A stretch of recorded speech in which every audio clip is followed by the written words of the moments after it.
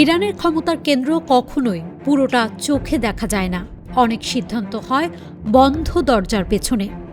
আর সেই দৃশ্য বলয়ের সবচেয়ে আলোচিত নামগুলোর একটি ছিল মোস্তফা খামেনি। ফেব্রুয়ারির শেষ সপ্তাহে যুক্তরাষ্ট্র ও ইসরায়েলের যৌথ হামলায় নিহত হন ইরানের সর্বোচ্চ নেতা আয়াতুল্লাহ আলী খামেনি। তার মৃত্যু শুধু ইরানের শীর্ষ নেতৃত্বে শূন্যতা তৈরি করেনি, পুরো মধ্যপ্রাচ্যকে ঠেলে দেয় আরও বিপজ্জনক এক অনিশ্চয়তার দিকে।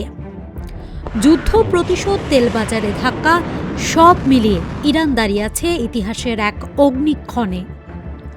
ঠিক সেই মুহূর্তে সামনে আসে ৮৮ সদস্যের অ্যাসেম্বলি অব এক্সপার্টস। তারা ইরানের ধর্মীয় রাজনৈতিক পরিষদ, যাদের সাংবিধানিক দায়িত্ব সর্বোচ্চ নেতা নির্বাচন করা। ৮ মার্চ তাদের ভোটের পর ৯ মার্চের শুরুতে ঘোষণা আসে ইরানের নতুন সর্বোচ্চ নেতা মোস্তফা খামেনি। কিন্তু প্রশ্ন হলো, কেন মোস্তফা? কারণ তিনি হঠাৎ করে উঠে আসা কোনো নাম নন। বহু বছর ধরে তিনি ছিলেন ক্ষমতার ছায়াঘেরা করিডোরের পরিচিত মুখ।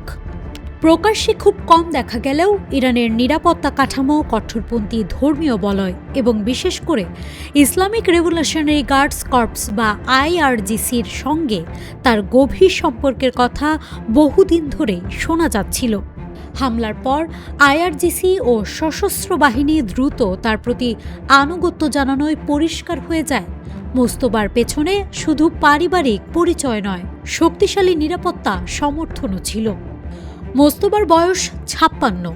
তাকে অনেকেই দেখেন তার বাবার চেয়েও বেশি রক্ষণশীল হিসেবে। এমন এক সময় তিনি ক্ষমতা এলেন যখন ইরান শুধু যুদ্ধের মধ্যে নেই, বরং রাষ্ট্রীয় টিকে থাকা, আঞ্চলিক প্রভাব আর অভ্যন্তরীণ নিয়ন্ত্রণ সবকিছু নিয়েই একসঙ্গে লড়ছে। তাই তার নির্বাচনকে অনেকে দেখছেন আপোষের পথ নয়, বরং সংঘাতের পথকে আরও দৃঢ় করার সিদ্ধান্ত হিসেবে। তবে এই নিয়োগ নিয়ে বিতর্ক কম নয়, কারণ ১৯৭৯ সালের বিপ্লবের পর যে রাষ্ট্র রাজতন্ত্রকে প্রত্যাখ্যান করেছিল, সেই রাষ্ট্রেই এখন অনেকের চোখে তৈরি হলো এক ধরনের ধর্মীয় রাজবংশের ছাপ।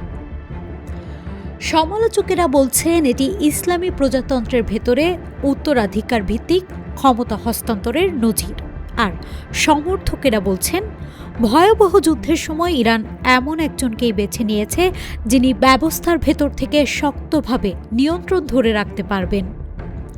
সবচেয়ে নাটকীয় বিষয় হলো, মোস্তফার উত্থান শুধু একজন ছেলের বাবার স্থলাভিষিক্ত হওয়া নয়, এটি এমন এক বার্তা যেখানে ইরান বিশ্বকে জানাতে চাইছে শীর্ষ নেতাকে হত্যা করা গেলেও ক্ষমতার কাঠামো ভাঙা যায়নি, বরং সেই কাঠামো আরও কঠিন, আরও কঠোর, আরও প্রতিশোধপরায়ণ রূপে ফিরে এসেছে। এখন প্রশ্ন একটাই, মোস্তফা খামেনি কি ইরানকে এই ভয়ঙ্কর যুদ্ধে জয়ের দিকে নেতৃত্ব দিতে পারবেন, নাকি তাকেও তার বাবার মতো টার্গেট করে হত্যায় সফল হবে ইসরায়েল, যুক্তরাষ্ট্র? News desk, Manabzamin.